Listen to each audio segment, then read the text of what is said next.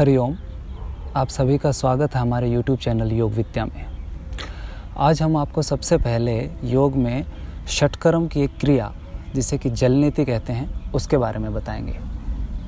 इसके लिए आपको सबसे पहले इस प्रकार के एक लोटे की आवश्यकता होगी। ये एक डंडी वाला लोटा होगा जिसके अंदर जल भर के हम ये जलनेति की क्रिया करते हैं। ये आपको मार्केट से इजीली 30-40 रुपये में अवेलेबल हो जाएगा। अब जलनेति क्रिया के लिए सबसे पहले आपको हल्का सा गुनगुना पानी लेना होगा। पानी को हल्का सा गुनगुना कर लें, उसी जल से आपको जलनेति करनी है। और गर्मी के मौसम में अगर आप कर रहे हैं तो आप साधारण जल से भी कर सकते हैं, लेकिन सर्दी में अगर आप कर रहे हैं तो हल्का गुनगुना पानी रखें।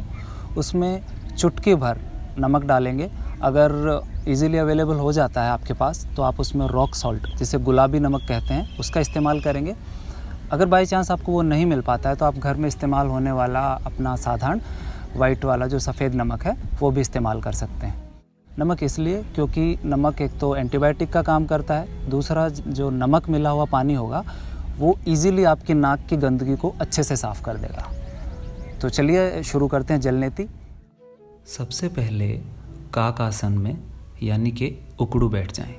यदि आपको कोई शारीरिक परेशानी है, घुटनों में दर्द है, आप ऐसे नहीं बैठ पाते हैं, डॉक्टर ने आपको इस आसन में बैठने से या इस प्रकार बैठने से मना किया है, तो आप किसी स्टूल या थोड़ी नीची चौकी पर बैठकर भी ये क्रिया कर सकते हैं।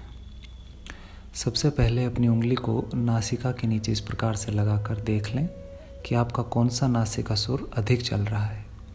जो नाक आपका ज़्यादा चल रहा है, इस समय जो ज़्यादा एक्टिव है, पहले जलनेति उसी नासिका से शुरू करेंगे। अब लोटे को इस प्रकार से उठाकर नीचे से पकड़ें और अपनी हथेली पर रख लें। जो नासिका सुर आपका अधिक चल रहा है उसी तरफ से इस क्रिया को शुरू करना है। इसके लिए अब लोटे की टोंटी को अपनी दाईं नासिका में इस प्रकार से लगाकर धीरे से अपने सर को बाईं ओर झुका देंगे तो जल आपकी दाहिनी नासिका से जाकर बाईं नासिका से स्वतः ही निकलने लगेगा। जल निकलने की यह क्रिया बहुत ही स्वाभाविक है। इसके लिए आपको किसी प्रकार का अन्यत्र प्रयास करने की आवश्यकता नहीं होगी। क्रिया करते समय अपना मुंह खुला रखें, क्योंकि श्वास प्रश्वास आपको मुख के द्वारा ही करना है। क्रिया करते समय नासिका से श्वास या प्रश्वास नहीं हो पाएगा। यदि आपको दिमाग से संबंधित यानी कि माइंड से रिलेटेड कोई भी प्रॉब्लम है, जैसे डिप्रेशन, स्ट्रेस, एंजाइटी, नींद नहीं आती है, अगर आपके बाल बहुत झड़ते हैं, समय से पहले सफ़ेद होने लगे हैं, बाल पकने लगे हैं, तो फिर जलनेति आपके लिए बहुत लाभकारी है। अगर पढ़ने वाले बच्चे या किसी को भी मोटा मोटा चश्मा लगा है, आप चाहते हैं कि जल्दी से वो चश्मा हटे, आंखें ठीक हों, उसके लिए जलनेति बहुत फ़ायदेमंद है।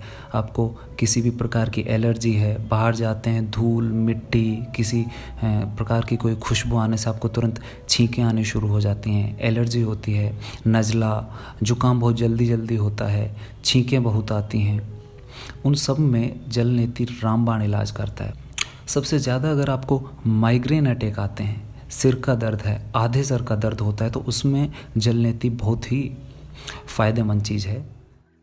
इस प्रकार पूरा लोटा दाईं नासिका से खाली करने के बाद इसी क्रिया को बाईं नासिका से भी दोहराएंगे।